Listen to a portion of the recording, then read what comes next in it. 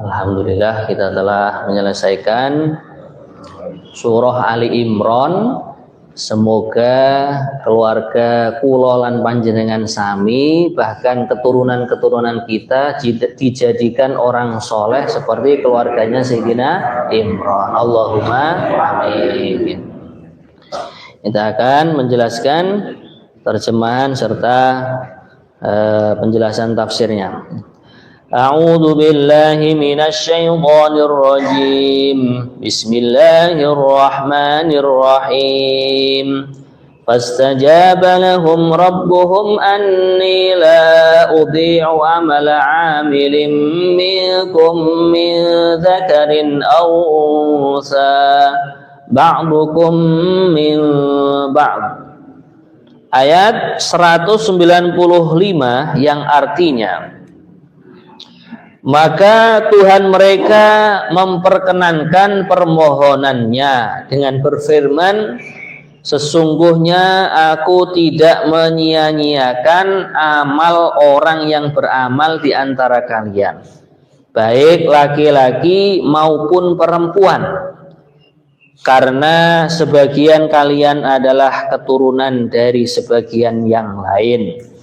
Maka orang yang berhijrah, yang diusir dari kampung halamannya, yang disakiti pada jalanku, yang berperang dan yang terbunuh, pasti aku akan hapus kesalahan mereka, dan pasti aku masukkan mereka ke dalam surga-surga yang mengalir di bawahnya sungai-sungai sebagai pahala dari Allah. Dan di sisi Allah ada pahala yang baik. Jadi asbabun nuzul ayat ini ya, diterangkan dalam tafsirnya sini dari Sayyidah Ummu Salamah. Beliau berkata, ya Rasulullah, saya tidak mendengar wanita yang hijrah itu kok disebut-sebut dalam Al-Quran ya. Kok banyaknya kok laki-laki. Contohnya ayat yang sebelumnya, alladzina yadhkurunallaha qiyaman wa qu'uda, orang-orang yang berzikir kepada Allah baik berdiri, duduk atau terlentang di atas ranjangnya atau tidur berbaring. Lah ini kalau perempuan tuh mana? Itu akhirnya langsung Allah turunkan ini. Allah. Jadi asbab pertanyaan seorang sahabiat, seorang perempuan yang memiliki amal soleh, langsung Allah turunkan, anni la udhi'u amala amilin minkum min dzakarin aw unsa. Sesungguhnya aku Allah tidak akan menyia-nyiakan perbuatan orang yang berbuat kebaikan, baik laki-laki ataupun perempuan. Nah, dalam ayat yang lain, man amila minkum min dzakarin aw unsa, barang siapa yang mengamalkan di antara kalian baik laki-laki ataupun wanita, maka niscaya Allah akan memberikan penghidupan yang baik. Nah, kemudian hadirin yang mulia, Allah menerangkan fadilahnya orang yang berhijrah.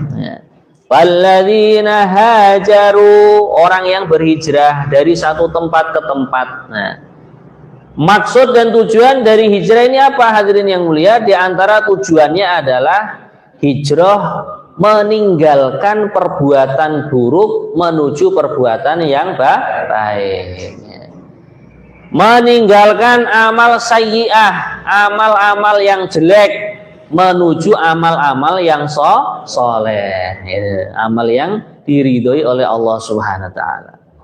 Hijrah dari keadaan yang kita itu jauh dari agama, jauh dari Allah, menuju amal yang penuh dengan agama, amal yang penuh dengan zikir kepada Allah. Itu maknanya hijrah. Kemudian wa ukhriju min diyarihim, bahkan mereka sebagian diusir karena mengamalkan agama atau bahkan dari non muslim menjadi mu'allaf, akhirnya diusir keluarganya. Wa ukhriju min diyarihim, mereka diusir dari rumahnya. Wa udzu, mereka disakiti di dalam jalan Allah. Nah, sekarang ini orang keluar di jalan Allah bukan disakiti, malah diikram, dimuliakan gitu. Kemudian waqatalu, mereka mau berperang gitu. Memerangi hawa nafsunya, memerangi sifat-sifat yang buruk dalam hatinya, dalam kehidupannya. Bahkan akhirnya apa? Waqutilu, mereka mati dalam keadaan perang di jalan Allah atau mati syahid. Nah, di sini fadilahnya apa hadirin yang mulia? La ukaffiranna anhum sayyi'atihim. Sungguh aku akan melebur, menghapus dari mereka keburukan-keburukannya. Agar di sini kita bisa ambil kefahaman atau pelajaran untuk menghapus seluruh perbuatan dosa dan maksiat yang pernah kita lakukan, baik sengaja atau tidak sengaja, baik terang-terangan atau sunyi-sunyi, sembunyi-sembunyi. Di antara caranya adalah kita mau berangkat khurud fi sabilillah. Mboten usah dangu-dangu Bapak nggih. 3 hari mawon setiap bulan. Kanthi istiqomah. Insyaallah nggih. Nah, nanti kalau merasakan nikmatnya dihancurkan, dilebur, dihapus dosa-dosa kita, ditambah lagi. Nah. Kemudian hadirin yang mulia, bukan hanya sekedar dilebur, dihapus keburukannya, tidak itu saja. Fadilahnya apa? Wala udkhilannahum jannatin tajri min tahtihal anhar. Sungguh-sungguh aku Allah akan memasukkan mereka ke dalam surga-surga. Bahkan di sini kalau orang paham bahasa nggih, di sini Allah mendatangkan huruf taukid, yaitu lam taukid, la wala ud. Nah ini. Kemudian nun taukid, wala udkhilannahum. Bahkan nun taukidnya itu sakilah, bertasdid. Nah, jadi sungguh-sungguh aku Allah akan memasukkan mereka yang mau berhijrah, kemudian keluar dari rumahnya menuju jalan Allah untuk berjuang di jalan Allah. Allah akan sungguh-sungguh memasukkan mereka dalam surga-surga. Bukan surga satu saja, surga-surga. Kemarin baru ngisi di kelas ya, ada pelajaran namanya kitab Sunan Tirmizi. Itu kebunnya orang ahli surga. Luasnya itu perjalanan 1000 tahun, Pak. Allah. Jadi kebunnya saja itu luasnya 1000 tahun. Ini baru-baru ini ada 3 pemuda dari Jabar atau dari mana itu jalan kaki dari rumahnya menuju ke Mekah. Itu ditempuh selama 9 bulan. Lah 9 bulan perjalanan saja luasnya dari Indonesia sampai Mekah. Allah. Entah berapa ribu kilometer itu Pak ya. Nah, benar Pak. 9.000 kilometer. Lah kalau kebunnya orang ahli surga 1000 tahun perjalanan. Allah. Insya Allah semangat ya. Nah, maka di sini kita memahami juga surga yang Allah berikan kepada orang yang mau hijrah di jalan Allah bukan satu surga, jannat, surga-surga. Di sini lafadznya pakai jamak muannats salim, bukan hanya satu surga tapi surga-surga. Bahkan hadirin yang mulia, di sini Allah menerangkan tajri min tahtihal anhar, berjalan di atas surga itu sungai-sungai. Nah, menawi panjenengan itu gadah villa Pak nggih, masyaallah teng sarangan mriko ta teng pundi ngoten, vilane niku enten kebune, terus mangke enten sungai yang mengalir di bawahnya, masyaallah indahnya enggak karu-karuan nggih. Allah. Mugi-mugi villa kita mangke kita unduh teng akhirat insyaallah nggih. Amin. Kemudian hadirin yang mulia, sawaban min indillah, itu semua adalah pahala dari Allah. Wallahu indahu husnus tsawab. Dan Allah di sisinya ada ganjaran atau pahala yang baik. Maka untuk itu hadirin yang mulia, ayat 196, jangan sekali-kali kamu terpedaya atau terpesona oleh kegiatan orang-orang kafir yang bergerak di seluruh negeri. Jadi karena kita punya proyek yang Masya Allah tadi ya, kebunnya surga aja perjalanan 1000 tahun. Maka kalau waktunya khurut, waktunya nisab 3 hari, jangan diganggu oleh program yang lain. La yaghurrannaka taqallubul ladzina kafaru fil bilad. Sudah, waktunya nisab, waktunya keluar di jalan Allah untuk itikaf di masjid-masjid Allah, jangan diganggu gugat.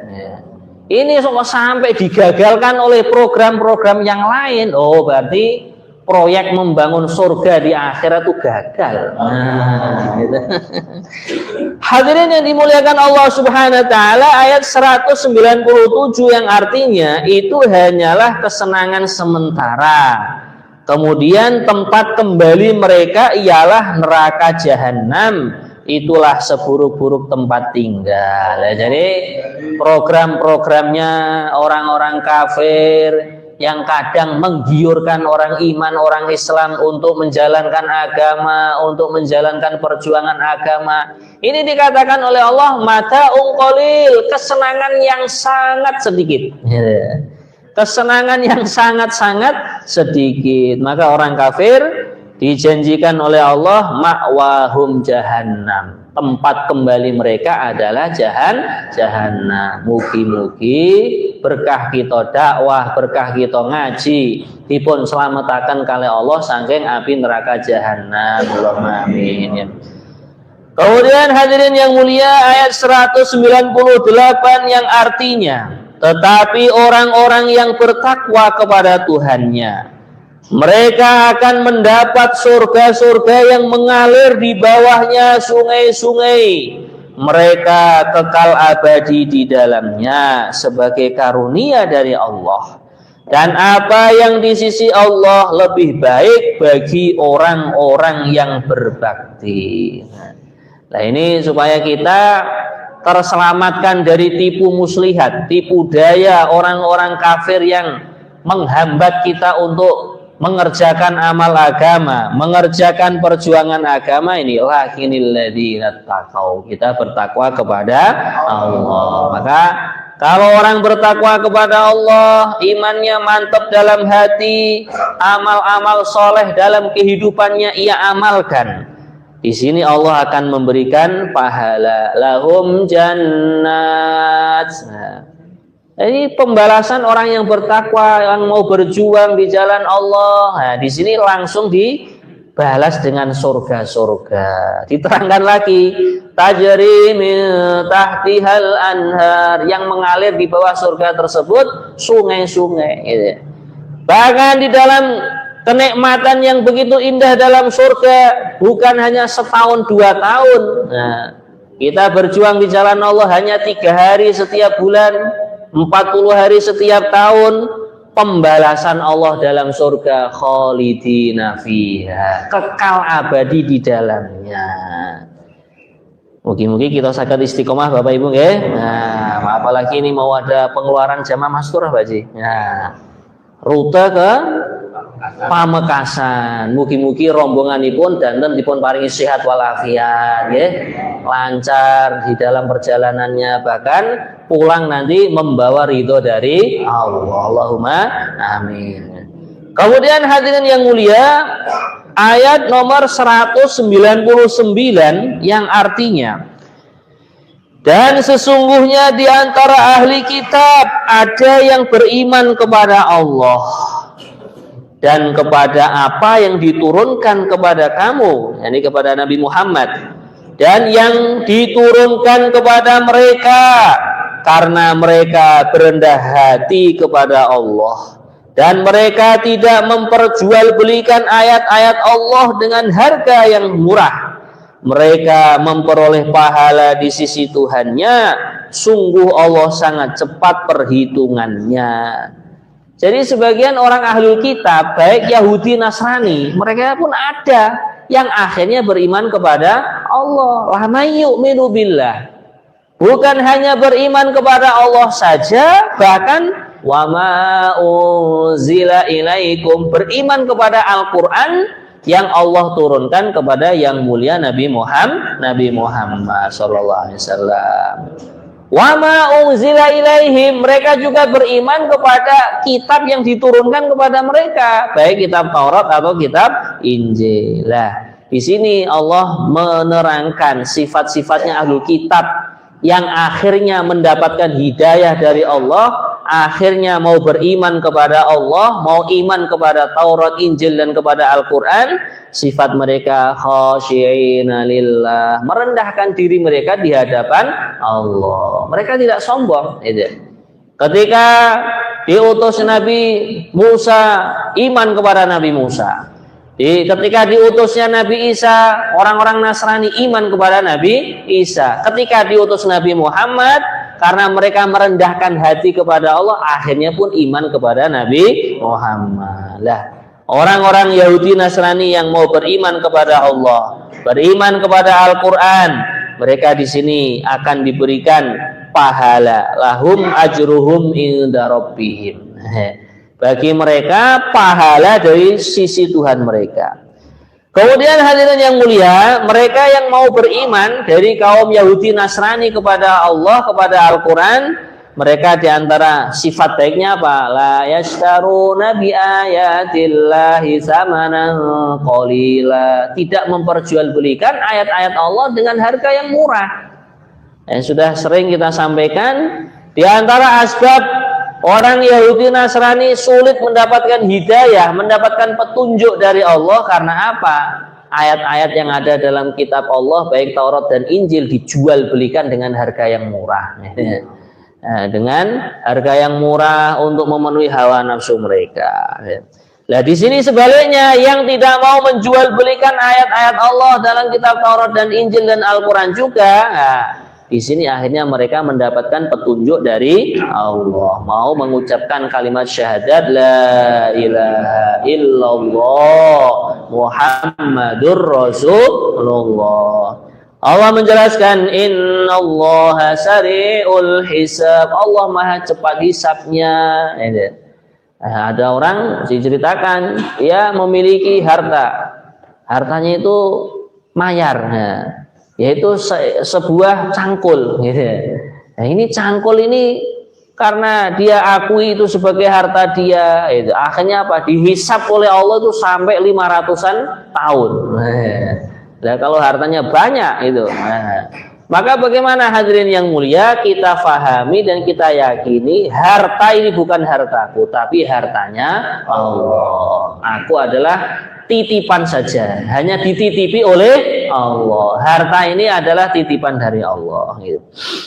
Kemudian hadirin yang mulia, ayat nomor 200 yang artinya, wahai orang-orang yang beriman, bersabarlah kalian dan kuatkanlah kesabaranmu, dan tetaplah bersiap-siap di perbatasan negerimu, dan bertakwalah kepada Allah agar kalian beruntung. Nah, jadi orang berjuang di jalan Allah, orang berhijrah, meninggalkan sifat-sifat yang buruk, meninggalkan akhlak-akhlak yang buruk menuju yang baik-baik, menuju amal-amal yang soleh. Ini juga perlu yang namanya sabar. Ini sabar, bahkan sabarnya itu dipertahankan, bukan sehari 2 hari. Ya, kalau nanti mau sabar, innama yuwaffas sabiruna ajrahum bighairi hisab, akan ditepati ganjarannya atau pahalanya orang-orang yang sabar dengan tanpa batasan. Kalau orang mau sabar, ma'iyatullah bersamanya, Allah akan membersamai dia. Innallaha ma'as sabirin. Maka kita dingin-dingin, ngantuk-ngantuk, pergi ngaji juga latihan sabar. Ngaji saniki, nah kalau wastani ini kok sekeco bagai, masya Allah, masjid mawon resik, ya, bersih, AC dan AB lagi, angin berobos dan anginnya sejuk. Napa malih mangke mantun ngaji, mantun ngaos, dicepaki kopi kalih teh kalih sarapan. Allah, wis nikmate gak karu-karuan gitu. La ilaha illallah. Lah saking niku kersane langkung rame melih pengaosane, mangke Selasa ngajeng setiap satu orang beto tiang setunggal. Insyaallah ya. Monggo Pak Ji. Alhamdulillah. Monggo pertanyaan keluar pertanyaan pertama dari ibu-ibu.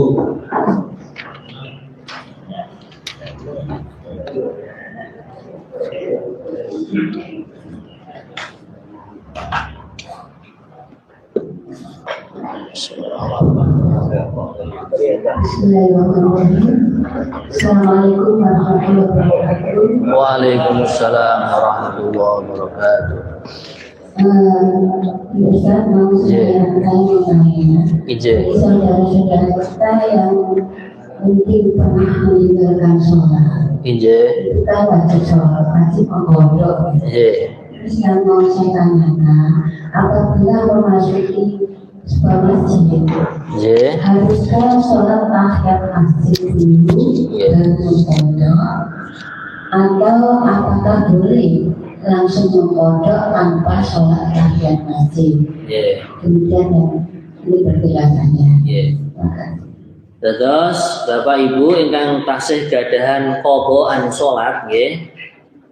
Niku salat-salat sunnahnya itu dipending dulu. Bahkan panjenengan terus nglampahi salat qadhaan, masuk masjid juga salat qadha.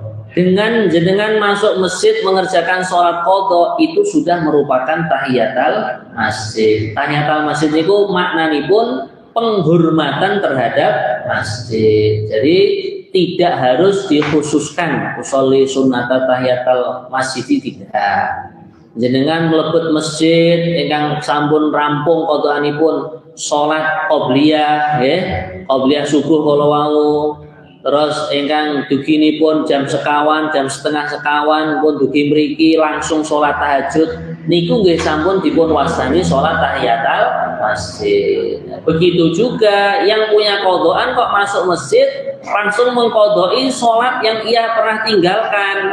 Ini juga sudah terhitung li tahiyatil masjid untuk menghormati masjid. Jelas Ibu nggih? Nggih, mekaten nggih. Satu penanya lagi. Nggih. Monggo. Assalamualaikum warahmatullahi wabarakatuh. Waalaikumsalam warahmatullahi wabarakatuh. Yang saya tanyakan, bagaimana caranya ibu-ibu yang sudah tidak bersuami untuk meraih surga seperti yang diterangkan oleh Ustaz tadi. Tidak apa itu, kalau suami keluar 3 hari 4 hari, istri kan tidak dapat pahalanya. Kalau sekarang sudah tidak bersuami, terus kalau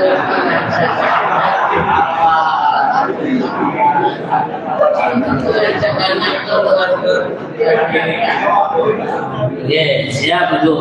itu anaknya belum mau. Kalau seandainya Bagaimana caranya? siap. Nah, tadi diterangkan tentang pahalanya berhijrah atau berjuang di jalan Allah, belajar 3 hari 4 hari. Nah, kalau untuk ibu-ibu yang belum bersuami atau sudah ditinggal mati suaminya bagaimana? Ya, kalau seandainya punya anak laki-laki, gitu, nah, maka sambil mawon putrane setiap malam Ahad itu bikin derek pengawasan teng temboro. Nah, makanya kan langkung tambah hari tambah paham, ya. Nah, makanya anten pengawasan ibu-ibu dinten Ahad nawa Ahad kliwon. Nah, makanya diajak mriko. Terus mangke menawi sampun paham nang derek medal 3 hari kali Pak Haji Aziz nanti kolong. Nah, kan ya. Kali Pak Haji Karno 3 hari. Siapa Haji? Ini kan Bantul ini. Oh, mau ke Bantul rencana. Nggih, siap ke Bantul 3 hari, nggih. Lah mangke nak sampun paham meleh, mangke saged medal kalih putrane, nggih. Nah, biasanya kalau ibu-ibu kan ditaruh di rumah yang dekat masjid, sing kakung mangke itikafe dateng masjid. Kok dereng purun, dereng kersa putrane, nggih saged dengan cara napa? Nyangoni, ya. Memberikan persiapan kepada orang yang mau keluar di jalan Allah. Misalkan mampunipun pun niki kula nitip 50.000 nitip nopo sak kuasanipun nggih. Nitip kuas beras nggih, mungkin 5 kilo, 10 kilo yang badhe medal di ing mergine Gusti Allah dipun siapaken bekalipun. Kranten dipun ngendikaken wonten ing suwijining hadis, man jahaza ghaziyan faqad ghaza. Sinten tiyang ingkang nyiapaken perbekalane tiyang kang badhe medal fi sabilillah, tiyang niku nggih diitung fi sabilillah. Gampil, mekaten Ibu nggih. Menawi tasih kersa simah melih nggih, mboten enten kang larang. Menawi pun telas masa idahe nggih angsal mawon. Jelas Ibu nggih? Ya, insyaallah bisa juga ini perhatikan bapak-bapak yang duda-duda ini. Rondo ini sudah siap. Oke, pertanyaan berikutnya. Dua penanya. Oke, Mas Wawan. Monggo.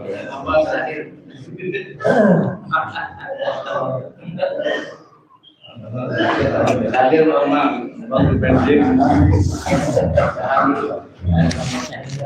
Ya. Assalamualaikum warahmatullahi wabarakatuh. Waalaikumsalam. Izin mau tanya dan harus bagaimana ketika dalam satu keluarga kemudian kebetulan itu dari orang tua kita yang sudah lanjut usia karena beberapa hal mungkin fisik dan juga mungkin ingatan ketika itu karena seorang muslimah atau muslim dia rajin sholat kemudian rajin baca Quran yang sangat tersebut dan kita ini rumahnya tidak jadi satu sehingga untuk pengawasan tentang sholat maupun keadaan yang lain tentu perlu waktu dan kesediaan waktu kita. Apa yang harus kita lakukan untuk memperbaiki tersebut sehingga bisa masalahnya bisa terjaga kebersihannya. Terima kasih. Waalaikumsalam. Jadi kita sebagai anak ya, bila mana masih punya orang tua yang masih hidup, kita kan berkewajiban untuk mengerjakan yang namanya birrul walidain, berbuat baik kepada orang tua. Nah, kalau seandainya orang tua kita jauh, bagaimana? Sakit mawon kita gadah putra, gadah putri, ya. Putra putri ini kita yang dikirim dipun utus kangge melayani mbah kakungipun, mbah putrinipun, menawi saged justru malah satu rumah dengan beliau, karena amalan birrul walidain ini masya Allah luar biasa. Termasuk fadilahnya adalah orang yang birrul walidain, pintu-pintu rizkinya akan dimudahkan oleh Allah. Mengatakan paling sholatipun saged selalu ditanya atau dicek. Paling boten saged ben dinten nggih seminggu sekali. Nah boten saged meleh 2 minggu sekali. Sholatnya harus dibaca juga. Kalau sholatnya seandainya orang tua kita kok sudah tidak berkemampuan karena pikun, karena ini itu sebenarnya tidak berkewajiban ya. Karena kan sudah ghairu mukallaf ya kalau orang pikun atau orang ini.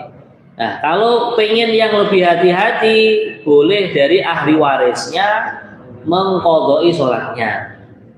Kalau sama-sama sibuknya boleh diqadai atau dibayari kafarah setiap satu sholat 1 mud beras. 1 mud kurang lebihnya 7 on. Berarti kalau sehari semalam 7 kali 5, 7 on kali 5, berarti 3,5 kilo.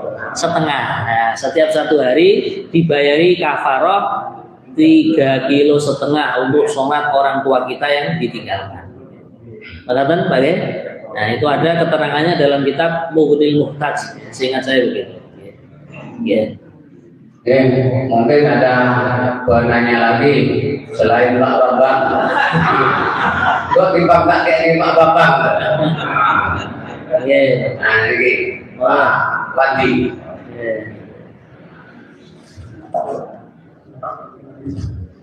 Sudah jauh Pak Bambang jauh ya.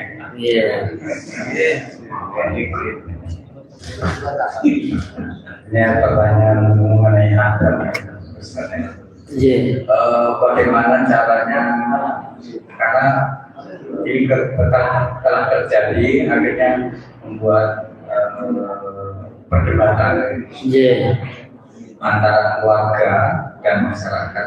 Ketika memakamkan suatu jenazah, tapi salah satu kakinya itu pernah diamputasi, dimakamkan di kota lain. Ya, dan akhirnya yang mayat ini meninggal, dimakamkan di Magetan sendiri. Ini apa perlu kaki yang satunya lagi diambil dimakamkan bersama atau tidak, itu jadi kami perdebatan. Mohon Menjelaskan. Terima kasih. Salam. Jadi tertibnya dalam agama Islam, bila mana potongan tubuh yang sudah lepas dari jasad atau dari tubuh yang sempurna, itu secara syariat memang diperintahkan untuk dikuburkan. Ya, di mana saja dikuburkan. Misalkan ya, orang terjadi penyakit diabetes, kemudian keputusan dokter diamputasi entah tangan atau kakinya, gitu. Maka di sini ya sudah, karena itu sudah dikuburkan ketika dia masih hidup, anggota tadi yang diamputasi tadi kan sudah sesuai dengan syariat. Ya. Maka bila mana si pemilik tangan atau pemilik kaki tadi sudah almarhum, sudah meninggal, ya sudah, nggak perlu dipindahkan. Nah, karena kalau dipindahkan kan satu ya terjadi masyakoh, perkara yang berat, karena mungkin perlu bayar orang, gali, kemudian belum lagi mungkin dia sudah bau dan lain sebagainya, gitu, atau sudah berupa tulang, gitu.